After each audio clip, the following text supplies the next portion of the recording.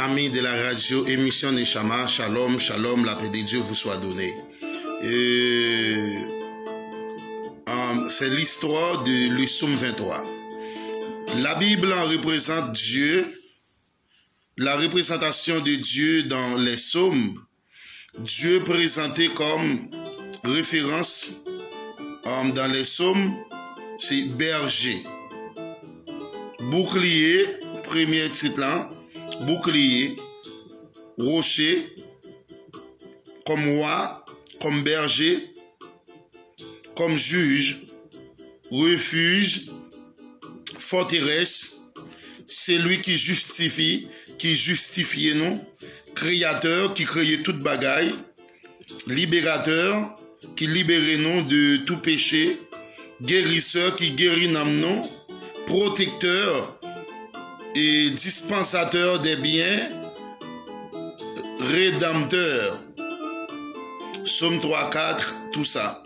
Oh donc, lorsque David fait allusion à Dieu dans le psaume 23, il dit dans le psaume 23, le divin berger, l'Éternel est mon berger dans psaume 28, verset 9. Eh bien, lorsque David fait allusion à Dieu, Dieu étant comme berger fidèle, qui gagne tout pouvoir, qui est capable de sauver, lorsque David t'a couru de Absalom, excusez-moi, t'a couru de David et de papa pour le tuer lui, David après prend la fuite, courir passer dans un désert, et une vallée qui relève vallée l'ombre de la mort, et David était pour le passer en Israël parce que c'est seul côté pour l'été passé. Et David fait allusion avec un zin qui relève chérubin. Chérubin yo gagné 3 ailes, 2 ailes pour yo voler, yon aile les voler pour yo capable couvrir des genoux yo. Et normalement en bas pied chérubin yo gagne 4 roulettes. En dans 4 roulettes là gagne 4 autres petits. En tout cas, il gagne 8 roulettes en tout. Et David est cité nos anges ça à travers Psaume 23, comme dit l'Éternel est mon berger, je ne manque de rien. Il me fait reposer dans le vert pâturage. Il me dirige près des eaux paisibles. Il restaure mon âme. Côté David a dit, Seigneur a restauré l'âme. Et étant comme berger fidèle, Seigneur.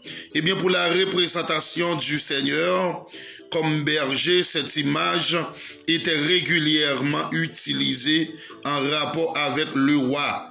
Eh bien, elle est fréquemment appliquée à Jésus et dans le Nouveau Testament.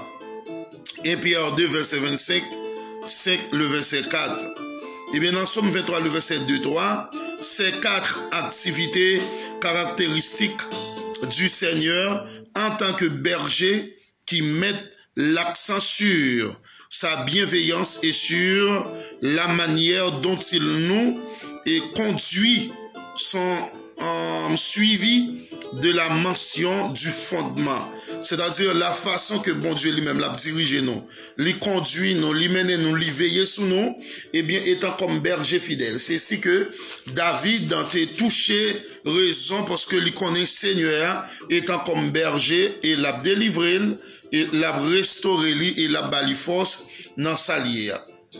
Mention ultime de sa bonté, son nom, référence dans Psaume 25, verset 11, dans Ésaïe 43, le verset 25. Eh bien, la vallée de l'ombre et de la mort nous représente, c'est l'expression utilisée pour évoquer environnement menaçant et périlleux. Ok?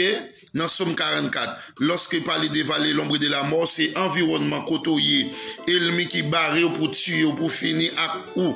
Amen, pour capable et maltraiter ou quelconque, eh bien, c'est ça que représente la vallée, l'ombre de la mort. Mais en soi, la vallée, l'ombre de la mort existait. Lorsque il parlait de ta houlette et ton bâton, c'est le bâton et la houlette du berger sont considérés comme des instruments réconfortants, assurant respectivement protection et direction.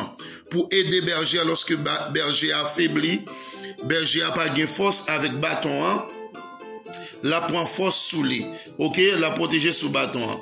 Eh bien, le divin protecteur est aussi celui qui prodigue ok, d'abondantes ressources, qui prédiquait l'avenir, qui prédiquait une ressource totale, capitale. Et turin, c'est l'image biblique de l'onction et fréquemment associée à la bénédiction de Dieu. C'est l'onction. Lorsqu'il parlait tu onduis ma tête, c'est l'image de l'onction de Dieu. Amen. Tu onduis ma tête et ma coupe déborde. Eh bien, j'habiterai. Eh bien, quelques inconnus subsistent au sujet de la forme employée